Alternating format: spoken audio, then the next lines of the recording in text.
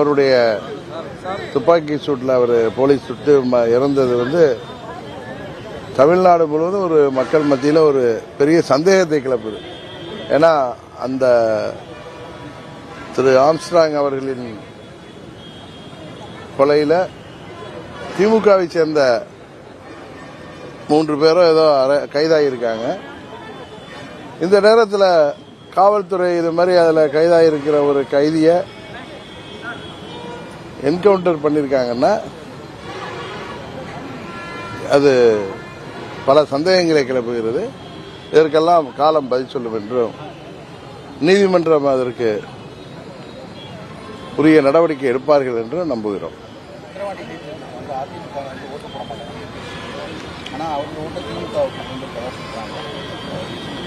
அவர் அதிமுகவுடைய பொதுச் செயலாளருங்கிற பதவியை புரட்சி தலைவர் மாதிரியோ அம்மா மாதிரியோ தொண்டர்களால் தேர்வு செய்யப்பட்டு வரல. அவர் சொல்வார், பொதுக்குழுவில் இருக்கிற நிர்வாகிகள்லாம் பொதுக்குழு உறுப்பினர்கள்லாம் தொண்டர்களால் தேர்வு செய்யப்பட்டவர்கள். அங்கே ஒன்றும் எந்த தேர்தல் நடத்தல, எல்லாம் நியமனம் தான். அது எடப்பாடி பழனிசாமி அம்மா அவர்கள் மறைவுக்கு பிறகு 2017 16 டிசம்பர் 31க்கு அப்புறம் கடைசியாக நடந்தது தான் 29 ஏதோ நடந்தது தான் அம்மா அவர்களால் அம்மா அவர்கள் காலத்தில் தேர்ந்தெடுக்கப்பட்ட நியமிக்கப்பட்ட பொதுக்குழு உறுப்பினர்களால் நடத்தப்பட்டது. அதுக்கப்புறம்லாம் இவங்க நியமிச்சுக்கிட்டது தானே.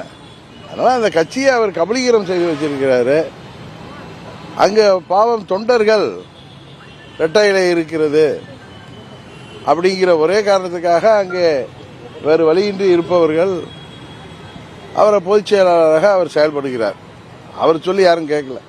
அங்கே 82% வாக்குப்பதிவாயிருக்கு. அப்புறம் மீதி உள்ள 15% தான் அங்கே அதிமுக தொண்டர்களை ஓட்டு போடாதவங்க. அதெல்லாம் அப்படி இல்லை. நான் போன கூட்டத்துக்கு அன்றைக்கு 2 ஊர்களில் நான் போய் வாக்கு சேகரிக்க சென்றேன். 2 ஒன்றியங்களில். அங்கேயே அதிமுக நிர்வாகிகள்லாம் நான் வேன்லேருந்து கீழே இறங்குறப்ப என்னை பார்த்து நான் இந்த பொறுப்பில் இருக்கேன் அப்படியெல்லாம் சொல்லி எங்களுக்கு வாழ்த்து சொன்னாங்க. நாங்கள்லாம் பாமகவுக்கு தான் வாக்களிப்போம் அப்படின்னு சொன்னாங்க. இது என்னிடம் நேரடியாக சொன்னது. அந்த ஊர் பேர் 2வது பாயிண்ட், முதல் பாயிண்ட் நியமமாக ஏதோ ஒரு இடத்துலையோ 2 இடங்களில் பேசணும். நெம்மூர், இன்னொன்று அதான். இந்த 2 பாயிண்ட்லையுமே நிறைய ஏடிஎம்கே நிர்வாகிகள் எல்லாம் தேர்தல் இல்லாதனால அவங்க அங்கே பாமக கூட்டத்திலே கலந்துக்கிட்டாங்க. இதுதான் உண்மை.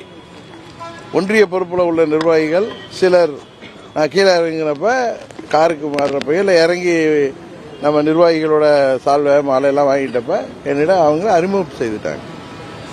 இது நான் ஏதோ மிகைப்படுத்தி சொல்லலை, இது நடந்தது. அவர்கள்ட்ட சொன்னது எங்கள் ஓட்டெல்லாம் பாமகவுக்கு தான் அப்படின்னு சொன்னாங்க. நாடாளுமன்ற தேர்தலுக்கு அப்புறம் அதிமுக வாய்ப்பு இருக்கா? அதிமுக ஒன்றிணைவது வேற, அம்மா மக்கள் முன்னேற்ற கழகங்கிற கட்சி பற்றி தான் நான் பேச முடியும். ஏன்னா இந்த அம்மா மக்கள் முன்னேற்ற கழகம் தொடங்கப்பட்ட போது என்ன காரணங்களுக்காக எந்த சூழ்நிலையில் நாங்கள் அம்மா மக்கள் முன்னேற்ற கழகம் தொடங்கினோமோ அந்த காரணங்களில் எந்த மாற்றமும் இல்லாமல் ஒரு சுயநல நபர்கிட்ட, ஒரு பதவி வெறியர்கிட்ட, ஒரு துரோக சிந்தனை உள்ளவர்கிட்ட அந்த கட்சி இன்றைக்கு மாட்டிக்கிட்டு இருக்கிறப்ப நாங்கள் அந்த கட்சியில் இணையணும்னு கேட்குற கேள்வியே தப்பு. அதே நேரத்தில் நான் அன்றையிலேருந்து சொல்லி வர்றது, முதல் நாள்லேருந்து சொல்லி வர்றது, அம்மாவின் உண்மையான தொண்டர்கள் அனைவரும் ஒன்றிணைந்து அம்மாவின் கொள்கைகளை, லட்சியங்களை தொடர்ந்து தமிழ்நாட்டில் எடுத்து செல்லணும் அப்படிங்கிறது தான் எங்களுடைய நிலைப்பாடு. அதனால தான் அம்மாவுடைய திருவுருவப்படத்தை தாங்கிய கொடியை அம்மாவின் பெயரில் கட்சி ஆரம்பித்து அம்மாவின் கொள்கைகளையும் லட்சியங்களையும் நாங்கள் தொடர்ந்து கடைபிடித்து வருகிறோம். இன்றைக்கு எங்களால் தேர்தலில் வெற்றி பெற முடியாமல் போயிருக்கலாம், ஆனால் எங்கள் லட்சியம் பயணம் என்றைக்கும் தொடரும். வருங்காலத்தில் உறுதியாக நாங்கள் வென்றெடுத்து அம்மாவின் லட்சியங்களை தமிழ்நாட்டில் கொண்டு செல்வோங்கிறது தான் எங்களுடைய நிலைப்பாடு. அதில் நாங்கள் எங்களது இறுதி சுவாசம் உள்ளவரை போராடுவோம்.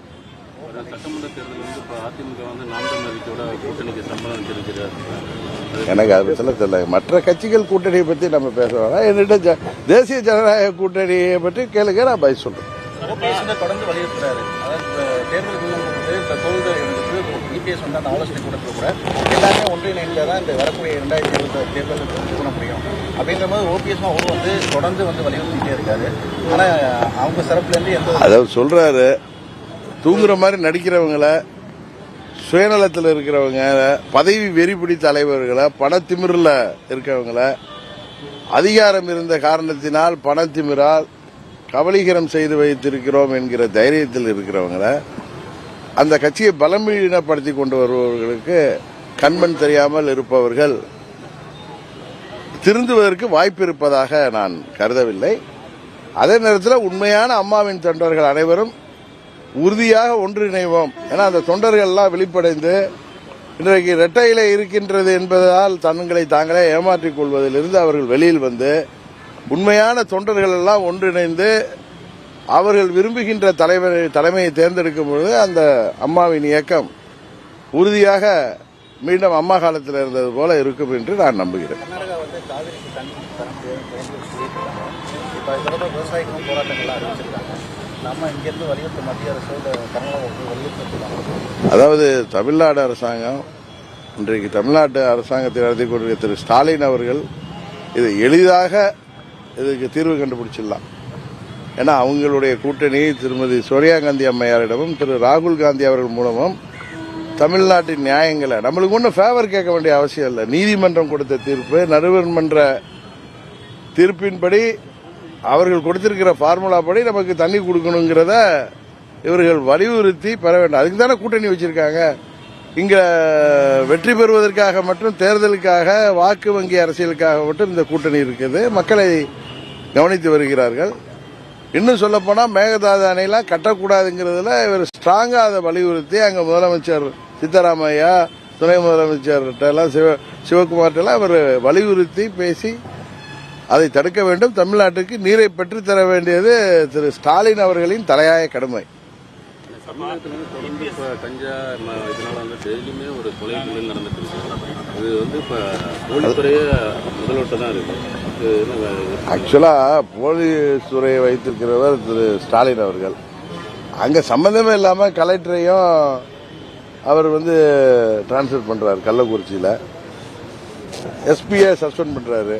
அவர் தான் இதுக்கெல்லாம் பொறுப்பேற்று, தார்மீக பொறுப்பேற்று என்ன செய்யணுமோ அது செய்யணும்.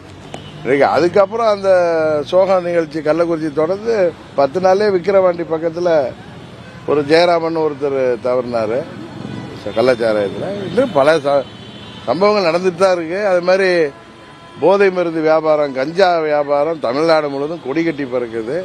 அது ஆளுங்கட்சி துணையோடு நடக்கிறதாகவே எல்லோருக்கும் தெரியும். எல்லோரும் அப்படிதான் பேசிக் கொள்கிறார்கள். அப்படி இருக்கிறப்ப இந்த ஆட்சியில போதை கலாச்சாரம் பெருகி இளைஞர்கள் எல்லாம் வேலை வாய்ப்பு இல்லாமல் போதை மருந்துக்கு அடிமையாகி கூலிப்படைகளாக மாறி வருகிறார்கள். அதான் தினம் 2 கொலை 3 கொலை நடக்குது. இதற்கெல்லாம் அந்த முதலமைச்சர் வருகின்ற தேர்தலிலாவது பதில் சொல்வார் என்று நம்புகிறோம். ஏன்னா இப்ப ஏதோ ஓட்டுக்கு 2000 3000 கொடுத்து மக்களை விலக்கி வாங்கிவிட்டோம் என்று ஆளுங்கட்சி என்கிற காரணத்தால் மக்கள் வாக்களித்திருக்கிறார்கள். இன்னும் 1.5 வருஷத்துல ஒன்றும் மாற்றம் வரப்போது போல இவங்களுடைய. அதனால 26ல் பெரிய மாற்றம் வரும் என்கிற நாம் நம்புகிறோம்.